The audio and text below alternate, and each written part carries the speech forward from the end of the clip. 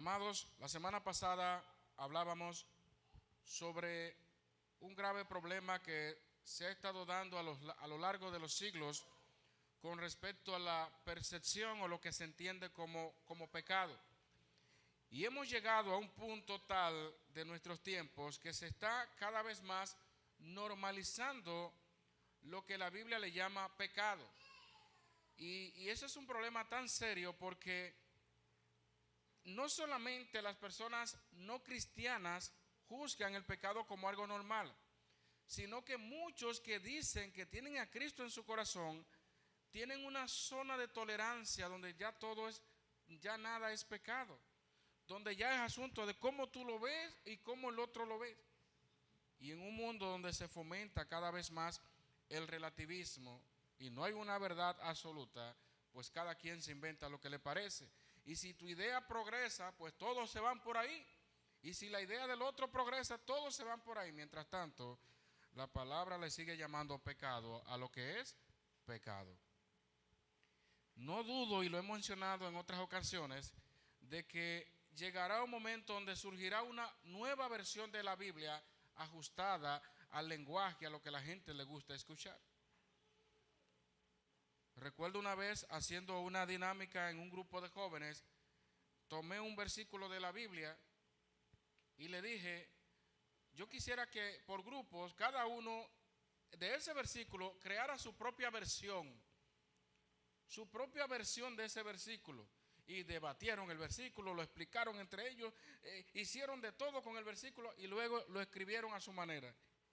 Tremenda sorpresa.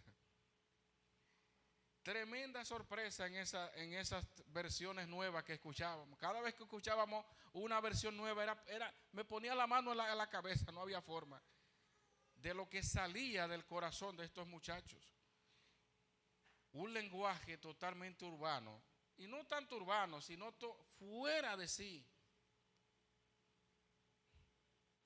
Y la Biblia dice que de la abundancia del corazón habla la boca.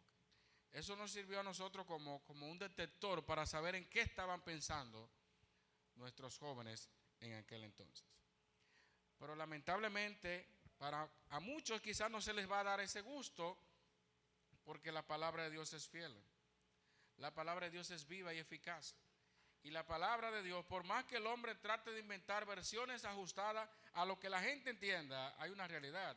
La Biblia no fue escrita en español. Originalmente no fue escrita en español. El Antiguo Testamento en su mayor parte hebreo y el Nuevo Testamento en griego y porciones de arameo en ambos testamentos. De ahí en adelante, versiones en diferentes idiomas, hay palabras que cambian.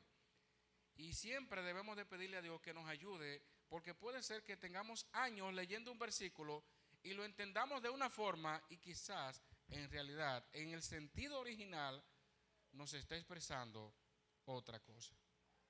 Lo peor del caso es que hay iglesias que se han fundado sobre la base de un versículo. Y si ese versículo está mal interpretado, pues así mismo correrá todo. ¿Sabía usted que una coma puede variar el significado total de un versículo? Una sola coma o cualquier signo de puntuación puede variar esto. Y un ejemplo común que cuando hablamos sobre esto es el caso de otros grupos religiosos. Cuando la Biblia dice al ladrón allí que se confiesa al Señor, Él le dice, de cierto te digo, que hoy estarás conmigo en el paraíso. Pero hay muchos grupos religiosos que esa parte allí dice, de cierto te digo hoy, coma, que estarás conmigo en el paraíso. Ahí mismo cambió todo. Por eso, amados, seamos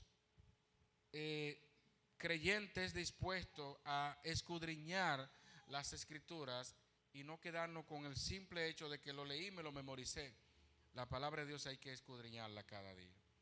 Por eso en la escuela dominical y también en el estudio bíblico pasado estuvimos haciendo énfasis sobre este versículo 2, muy famoso, no os conforméis a este siglo, donde muchos memorizaron y muchos compartieron lo que entendían de este versículo, y qué bueno que todos pudieron dar en el enfoque real que el apóstol Pablo está comunicando. Y es que realmente el apóstol Pablo tenía una particularidad en su manera de expresar e instruir a las iglesias. El apóstol Pablo no empezaba de golpe diciendo hagan esto y no hagan lo otro. El apóstol Pablo daba dentro de los primeros capítulos, depende del libro, él comenzaba a dar un desarrollo teológico del mensaje profundo que él quería comunicar, y luego pasaba a los aspectos prácticos. Esto lo vemos, por ejemplo, en la carta a los Efesios, que tiene 6 capítulos. Los 3 primeros diríamos que es la parte teórica, y los 3 últimos la parte práctica. Asimismo sucede con la carta a los Romanos, donde básicamente el apóstol Pablo, en una iglesia que está floreciendo y que ahora ya no son judíos, sino que están mezclados, ellos necesitaban saber y conocer sobre la famosa salvación por fe, sobre la famosa justificación por medio de la fe. Famoso versículo: justificados pues por la fe, tenemos paz para con Dios.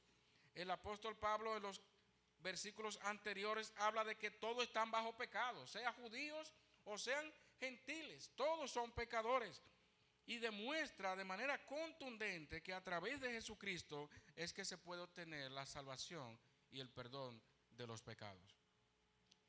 Y en los versículos que preceden al que acabamos de leer, el capítulo 12, una vez más el apóstol Pablo está hablando de la misericordia de Dios hacia su pueblo, y muy particularmente también a los gentiles que fueron injertados, entre los cuales estamos nosotros. A lo largo de las Escrituras podemos observar la gran misericordia de Dios que ha tenido hacia su pueblo escogido. Pero para los judíos era algo inconcebible que dentro de esa bendición estuvieran involucrados los gentiles, todo aquel que no era judío como ellos. Y Pablo entonces, en el capítulo 11, en un mensaje tan profundo, presenta de una manera precisa la realidad de que sí, los gentiles también son merecedores de la salvación, igual que los judíos, pero obviamente a través de una sola persona, Jesucristo. No hay otro medio en este mundo por el cual el hombre pueda llegar a alcanzar la salvación. Y ahora en el capítulo 12, el apóstol Pablo dice: así que, hermanos. Cuando usted escucha hermanos, evidentemente se está hablando a creyentes. Cuando usted escucha esto, se está refiriendo a personas que le han entregado su vida a Cristo. Y esta expresión, así que, es una forma de Pablo decirle básicamente, en virtud de todas estas cosas que les he dicho hasta el momento, y muy especial, dice allí, por las misericordias de Dios, como él, diríamos, lo resume, en virtud de eso, es decir, el creyente que ha sido justificado por la fe en Cristo Jesús, que ha sido restaurado, que ha sido adoptado como hijo de Dios, y todas esas bendiciones que se mencionan en los capítulos anteriores, todo esto que corresponde y está dentro de la misericordia de Dios. Ahora Pablo lo que quiere dejar algo bien claro: no es que Dios nos ha bendecido como una licencia ahora para pecar y decir, como malinterpretó por muchos años la expresión salvo siempre salvo, donde solamente se toca una sola parte de la salvación, cuando en realidad usted y yo sabemos que fuimos salvos no para vivir en impiedad. La verdadera manifestación de una persona salva o que está en Cristo Jesús se demuestra con una vida transformada a través del Espíritu Santo. No es posible que una persona diga que es cristiana y que ha experimentado la gracia de Dios y que se deleite en el pecado y que vive en la carne. La Biblia no presenta un área gris, o blanco o negro, o usted es de Dios o usted es del mundo.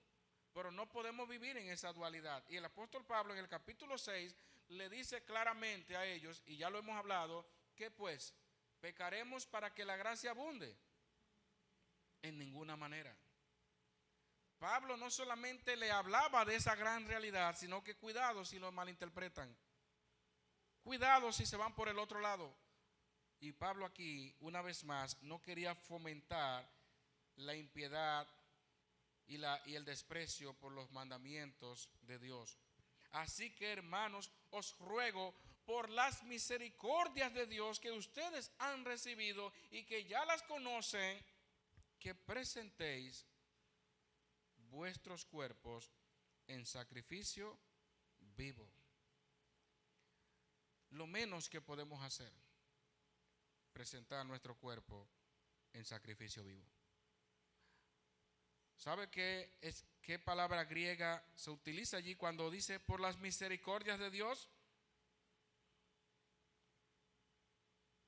La palabra griega ahí es otirmos, que significa la más tierna compasión. Si usted como cristiano evaluara por un momento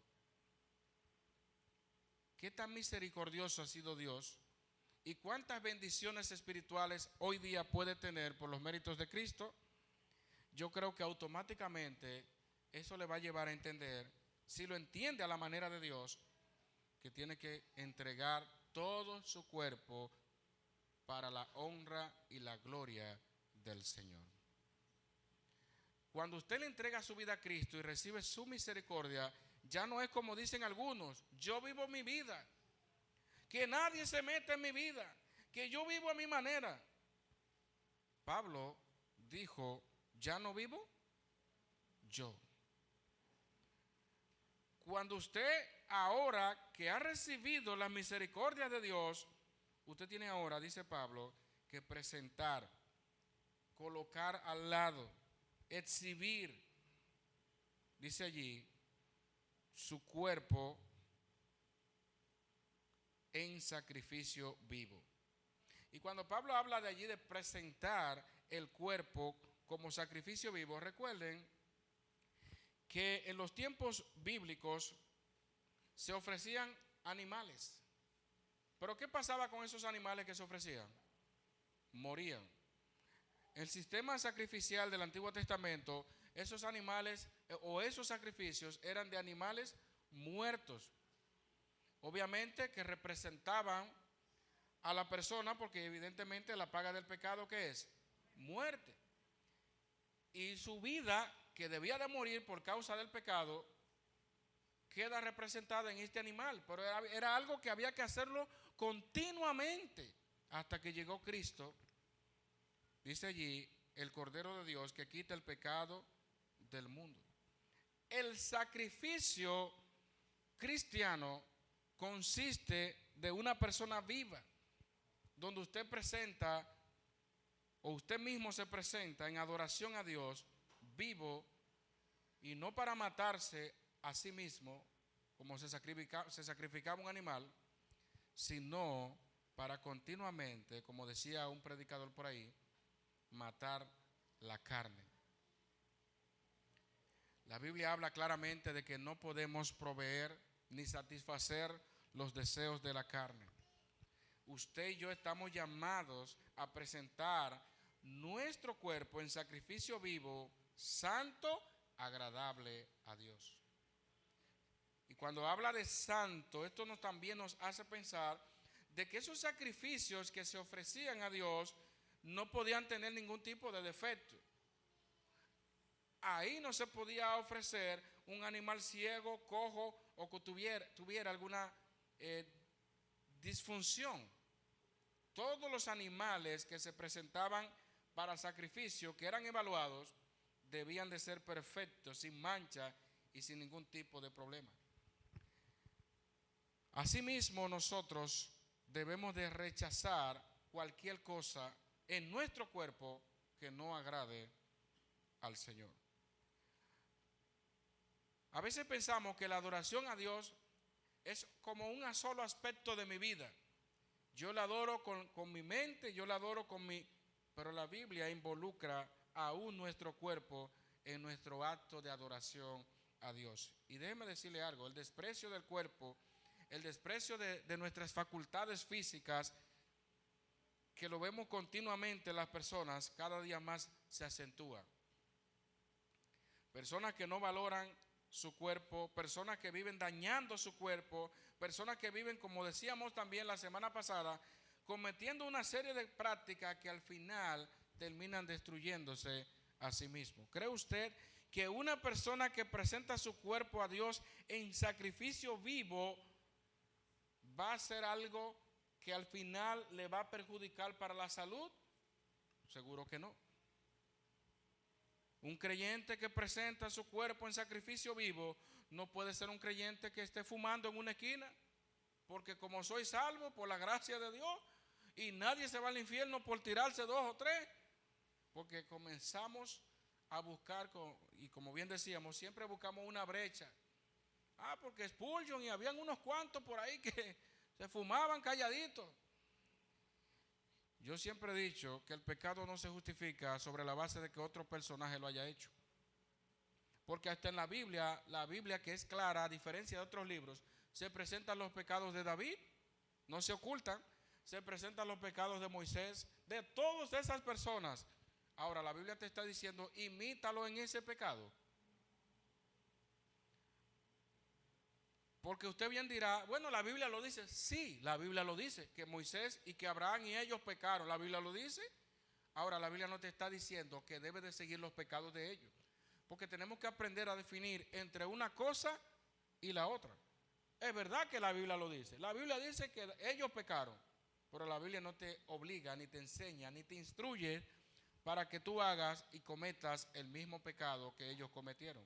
Sino que la Biblia dice, estas cosas se escribieron y se anotaron como ejemplo para nosotros, para que no sigamos el mismo camino de ellos, para que no sigamos el error de Caín, para que no sigamos el camino y todas esas cosas que están ahí en la Biblia, pero que no nos identifican hoy día.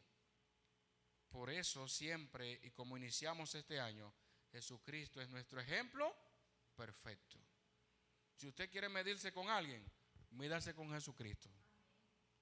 Él es nuestro parámetro para saber qué agrada y qué no agrada a Dios. Usted y yo, que hemos experimentado y hemos recibido la misericordia de Dios, tenemos que presentar nuestro cuerpo en sacrificio vivo. Tenemos que entregarnos por completo en la adoración a Dios. Un cuerpo santo, un cuerpo agradable a Dios, y como lo presenta aquí, que es vuestro culto, la treya, vuestro culto racional o lógicos, como aparece también aquí. Algunos u otras versiones lo traducen como espiritual, y básicamente se está hablando como un acto de adoración. Recuerdo cuando el mismo apóstol Pablo les dice a los tesalonicenses que todo vuestro ser, espíritu, alma y cuerpo, sea guardado como irreprensible delante de Dios. Todos nosotros debemos de entender de que para adorar a Dios no es una parte de nuestra vida, toda nuestra esencia, y aún ese cuerpo que hoy día la gente idolatra al cuerpo más que a Dios, también tenemos que derrumbar esos pensamientos, porque dice la Biblia que nuestros cuerpos pertenecen a Dios. Si usted va a hacer algo con su cuerpo, pregunte primero y evalúe a la luz de Dios, ¿le agrada esto o no a Dios? Porque me temo que muchos no entiendan la profundidad de lo que dice presentar su cuerpo como sacrificio vivo, santo, agradable a Dios. Y eso involucra muchas cosas que la gente hoy día está haciendo para destruir su cuerpo y para deshonrar el diseño que Dios ha dado en su cuerpo. La adoración no es solamente cuando yo vengo aquí a la iglesia, no es solamente cuando yo canto o entono lo que me gusta. Día a día yo tengo que presentar mi cuerpo en sacrificio vivo. Porque si yo me levanto muy temprano para otra cosa, miren, y la vida es así. ¿Por qué no me levanto de mañana a leer y a orar? ¿Por qué no me sacrifico por las cosas espirituales con la misma intensidad o mayor todavía que debe ser que hoy las cosas que procuro tener y alcanzar? Si a usted le dice, mira, hay que levantarse a las 4 de la mañana, que al primero que llegue le van a regalar tal cosa, ¿usted cree que a las 4 de la mañana van a llegar las personas? Desde las 3:30, si es posible, como tarde, va a estar la fila ahí esperando ese beneficio. Pero si te dicen a ti, levántate a las 4 que vamos a orar, ay, ay, ay, ese sueñito de las 4. Yo entiendo, hermanos, que tenemos que presentar nuestro cuerpo en sacrificio vivo. ¿Cómo estoy yo presentándome delante de Dios? Recuerden que la Biblia dice que debemos de amar a Dios con todo, entre ellos incluye nuestras fuerzas. Mi cuerpo no es una parte de mí, mi alma no es una parte de mí. Todo nuestro ser debe ser llevado a la adoración a Dios. No podemos estar por un lado espiritual y por otro lado carnal. El cuerpo, dice la Biblia, es templo del Espíritu Santo y debe ser cuidado, debe ser protegido, no debe ser maltratado y no debe el hombre, el cristiano o la mujer de Dios incurrir en cosas que destruyan el cuerpo y que deshonren a Dios. El cuerpo de Dios, el cuerpo nuestro le pertenece a Dios. Hemos sido comprados. Ya no nos pertenecemos. Si me voy a vestir, ¿esto agrada o no agrada a Dios? Eso debe ser lo que más me interesa. Si me voy a poner esto, recuerden en la gran lucha que tienen muchos jóvenes, que posiblemente ahora más por la famosa moda de los tatuajes y la famosa moda de ponerse arete en todas partes del cuerpo, y hay una serie de modas que están acabando con la juventud. La pregunta que debe de hacerse cada joven o cada persona es, ¿va a agradar a Dios lo que voy a hacer? Eso es lo que debe de preocuparnos. Porque a veces estamos buscando brechas, si el Levítico se refiere a otra cosa o no se refiere, si allí el templo es otra cosa, si es las 4 paredes, y vivimos en ese mundo de enredes y nos olvidamos de la esencia, lo más importante. La Biblia dice que debes presentar tu cuerpo en sacrificio vivo, santo y agradable a Dios. Este debe ser el criterio para cualquier cosa que piensas hacer con tu cuerpo. No el criterio del mundo, no el criterio de la moda, es el criterio de Dios, si esto es santo, si esto es agradable a Dios, si esto adora a Dios en lo que estoy haciendo. Personas que usted le pregunte, ¿y por qué tú haces eso? No es que sea la moda, ese no debe ser mi enfoque, si es la moda o si es lo que a la gente le gusta.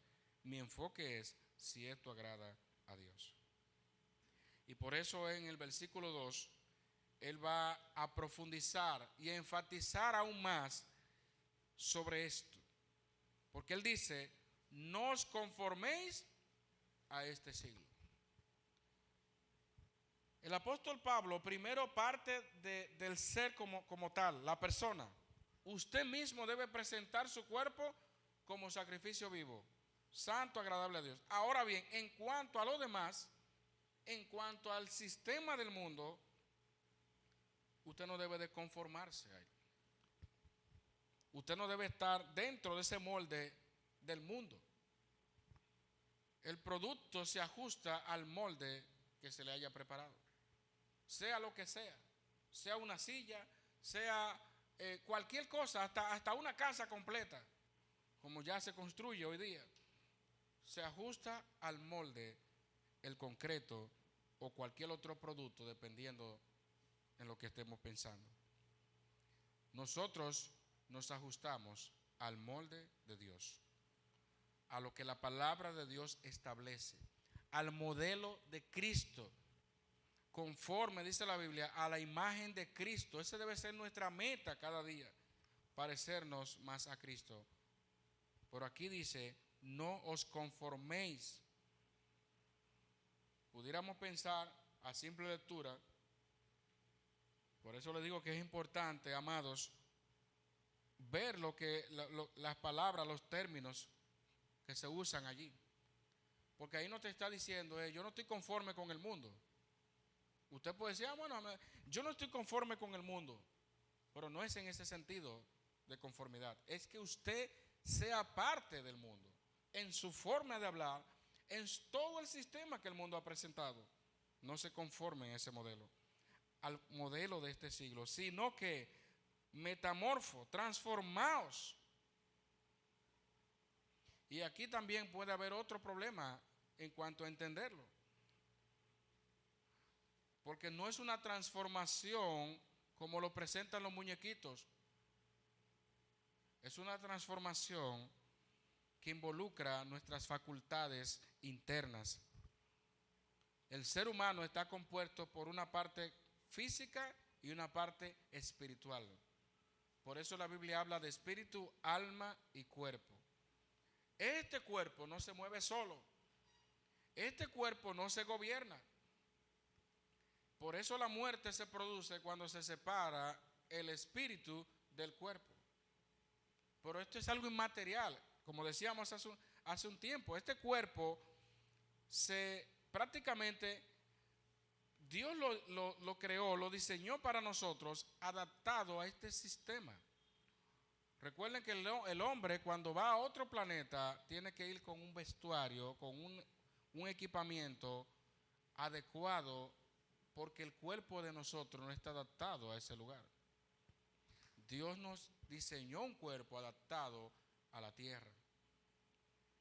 Y eso debe ser, y eso es algo tan interesante porque eso mismo habla del diseño maravilloso de Dios.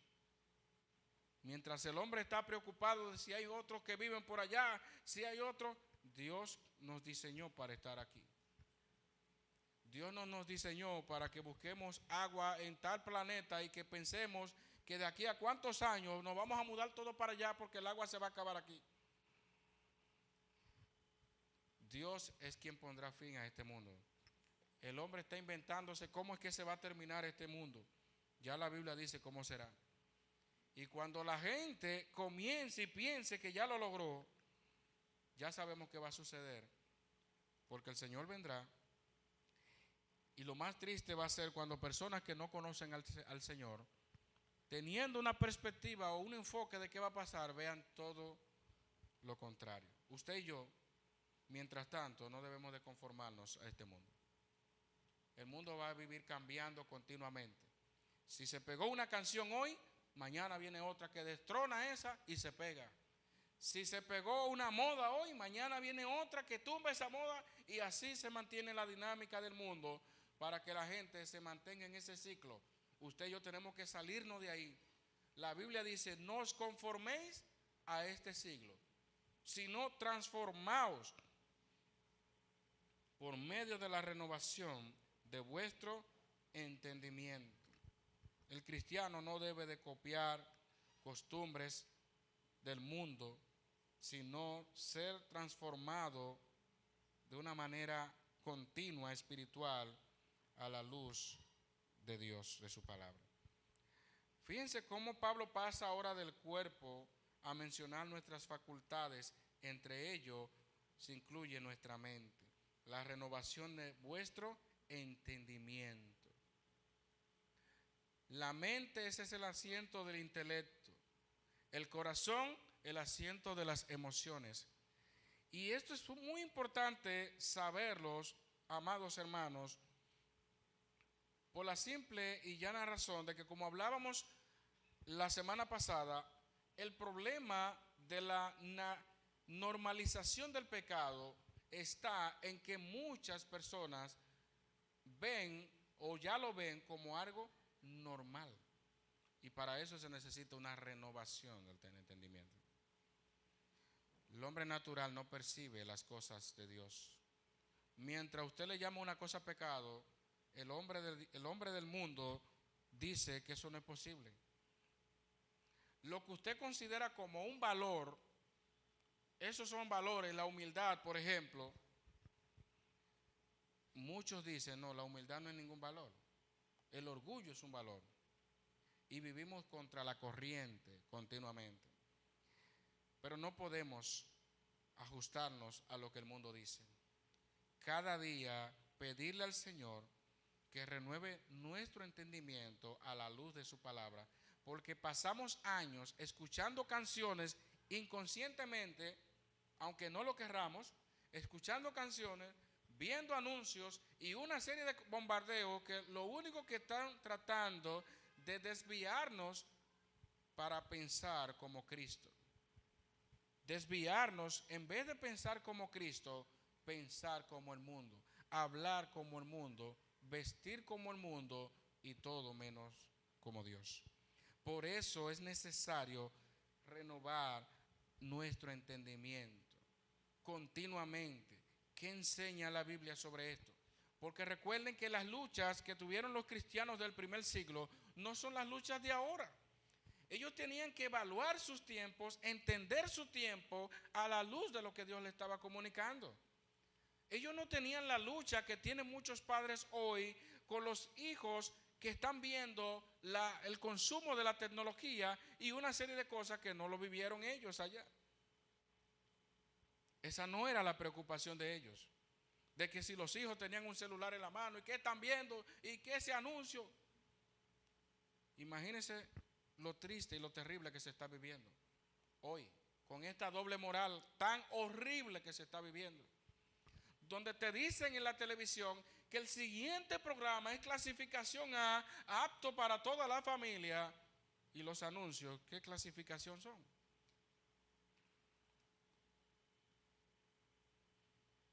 Usted está viendo un programa, una película en familia, supuestamente para la familia, pero es como le estoy diciendo, amados. Vivimos en una sociedad donde ya se ha normalizado el pecado. Y lo que a usted le incomoda, a ellos no le incomoda, porque es algo normal ya. No hay una película, antes decíamos que las películas no eran películas, sino había un tiroteo. Ese era el enfoque de antes. Pero ya prácticamente no hay películas si no hay una escena de sexo o de cualquier otra cosa indebida. Pero es tanto la repetición que quizá al principio molestaba a muchos, pero ya es tan común que hay cristianos que están normal, oh, gloria a Dios no, quite eso. Tenemos que renovar nuestro entendimiento, porque no podemos seguir conformándonos a este siglo. Ya lo que el mundo quería lograr en la mente de muchos, Satanás lo logró hace tiempo. Pero yo sigo pensando como el Señor me establece en su palabra. Si es pecado lo que estoy viendo y me fomenta el pecado, no lo veo. No lo veo, hermanos. Porque no podemos exponernos continuamente a cosas que sabemos que deshonran a Dios. Entonces, este ejercicio de renovaos, transformaos por medio de la renovación de vuestro entendimiento, eso debe ser continuo. Eso no debe ser de un solo día, porque tenemos una batalla, hermanos, real. Y lo bueno de esto es que no estamos solos. El Espíritu Santo nos guía a toda verdad. Y a veces estamos en esa lucha porque el Espíritu Santo te dice, no ponga eso, no escuche esa música, o no hagas esto, no sigas esto. Y queremos satisfacer los deseos de la carne. Si nuestra mente no está limpia, no está sana delante de Dios, vamos a juzgar el pecado como algo normal. Y lo que Satanás nos presente en los diferentes medios, no vamos a tener el suficiente discernimiento para decir esto no agrada y esto no agrada a Dios. Entonces, este versículo, este texto se escribió hace años y seguirá siempre presente en la vida de cada creyente. Porque cada época, cada tiempo hay retos distintos, hay luchas distintas. El mundo va cambiando en su modalidad, pero el enfoque es el mismo: que el hombre no agrade a Dios, que el hombre deshonre a Dios, que el hombre cada vez se corrompa más. Y tenemos un compromiso serio de no conformarnos a este siglo, de no seguir las pisadas de lo que el mundo nos presenta. ¿Sabe por qué? Porque si no hacemos, si hacemos esto, en vez de transformarnos y renovar nuestro entendimiento a la luz de Dios en su palabra, lamentablemente no vamos a comprobar la voluntad de Dios. No vamos a poder discernir lo que Dios quiere que haga o no haga, sino que yo voy a seguir simplemente la corriente de lo que ya todo el mundo hace. ¿Sabe usted que ya hay países donde ya no es cuestión de cuántas personas marchan para defender la vida o defender cualquier otra cosa que hoy día se han convertido en las luchas de los cristianos? Hemos sabido de países que han marchado millones de personas y como quiera, si se va a aprobar algo, lo aprueban. Ya no es suficiente con que se reúnan mucha gente, muchas personas en un lugar y hagan un encuentro masivo y digan aquí no podemos aceptar tal cosa. Ya no basta con eso.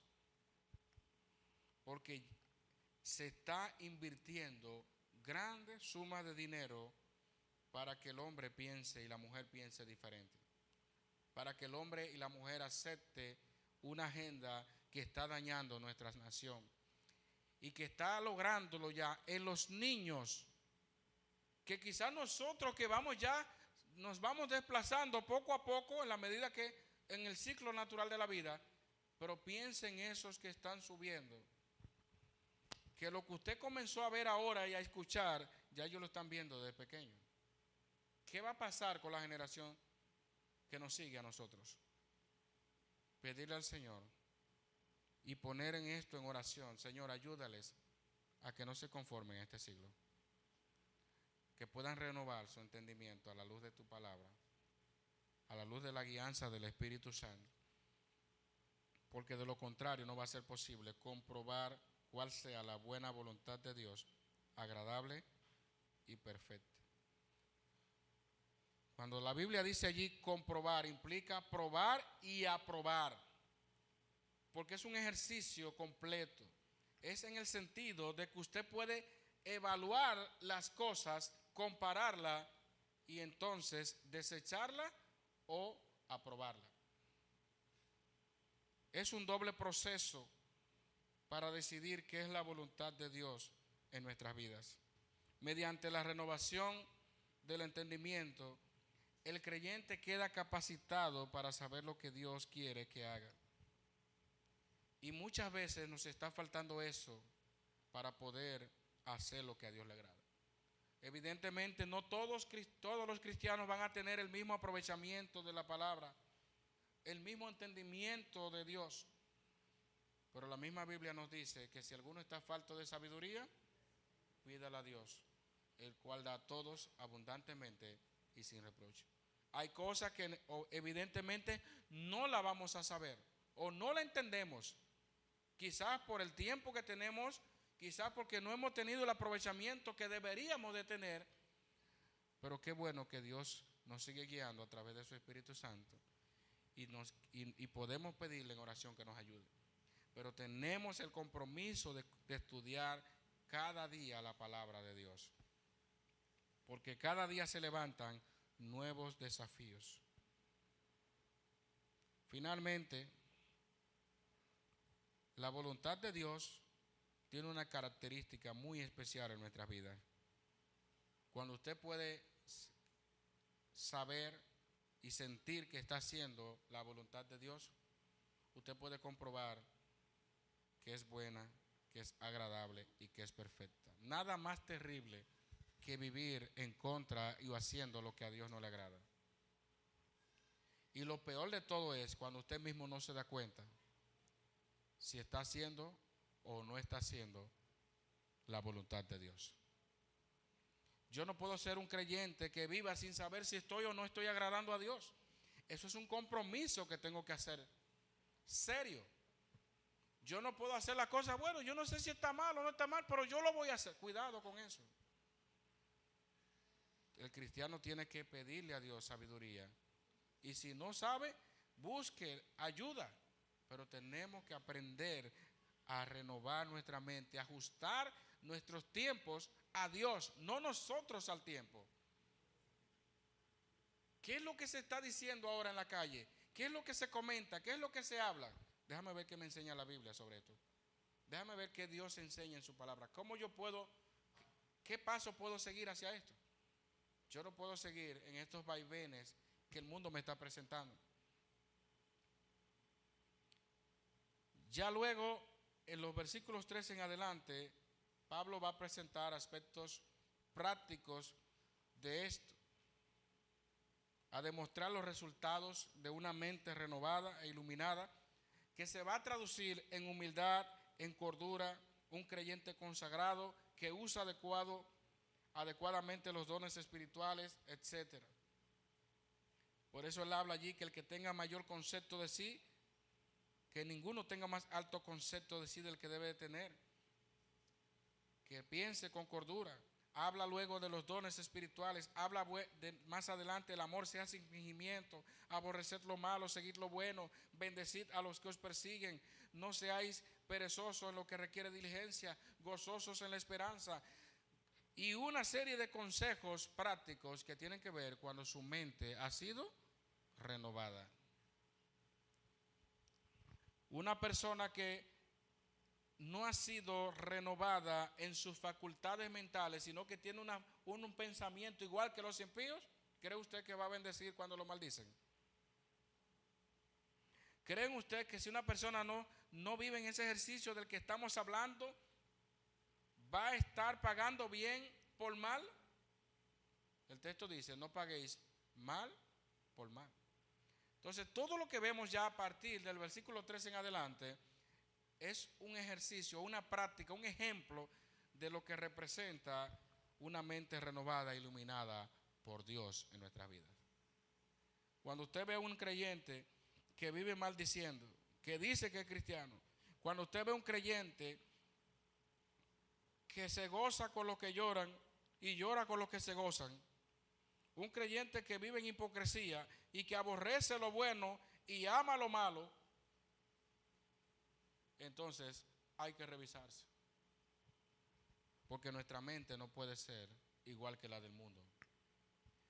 Cuando usted se convirtió al Señor, se inició un proceso de transformación en su vida. Así como sucede con la santidad posicional y la santidad progresiva, así sucede con esa renovación. Para salvación, para arrepentimiento, Dios tuvo que renovarnos, porque nadie viene al Padre si no es por Él. Dios nos capacitó para poder aceptar al Señor, porque humanamente hablando, el ser humano es incapacitado para esto. Pero también, ahora que estoy en Cristo, hay un ejercicio continuo, una renovación progresiva. Y en la medida que pasa el tiempo, yo tengo que hacer esa lista. ¿Qué cosas me están afectando en este tiempo? Yo no puedo hacer las cosas porque sí, porque me parece bien, y mucho menos porque la mayoría lo hace. Yo tengo que hacer las cosas porque estoy plenamente convencido de que va a agradar a Dios. Si usted duda de algo, deténgase primero. Busque la dirección de Dios y entonces haga lo que le agrada a Dios. Pero no se lance a las cosas, a las decisiones, por emociones o por cualquier cosa que le pueda llegar. La Biblia dice, por fe andamos, no por vista. Que Dios nos ayude, amados hermanos, a poder ver y a discernir bien cómo estamos pensando. Porque el hombre natural no percibe esto. Pero si usted tiene a Cristo en su corazón, se va a reflejar en una mente renovada, donde ya el pecado no me va a deleitar. Si me maldicen, yo bendigo. Si me ultrajan, yo oro por ello. Si me pagan con mal, yo le pago con bien. Esa es una mente renovada por Dios. Si usted no es capaz de hacer eso, posiblemente necesite continuamente pedirle al Señor que le ayude. Pero no podemos pensar como impíos. Estamos llamados a pensar como Cristo. Vamos a orar. Dios, amado Padre, te damos las gracias porque tu palabra nos reta cada día a considerar aún nuestros pensamientos y las cosas que hacemos por nuestro cuerpo. Perdónanos si todavía en algunos de nosotros está el pensamiento de que nos pertenecemos a nosotros mismos. Tu palabra de muchas maneras enseña que ya pertenecemos a Cristo. De manera, Dios, que nuestro cuerpo también debe ser presentado en sacrificio vivo, santo y agradable a ti. Perdónanos si hemos estado realizando algunas prácticas que no son conforme a ti, que te deshonran, que destruyen nuestro cuerpo. Perdónanos, Dios. Y ayúdanos a entender que aún nuestro cuerpo te pertenece. Igual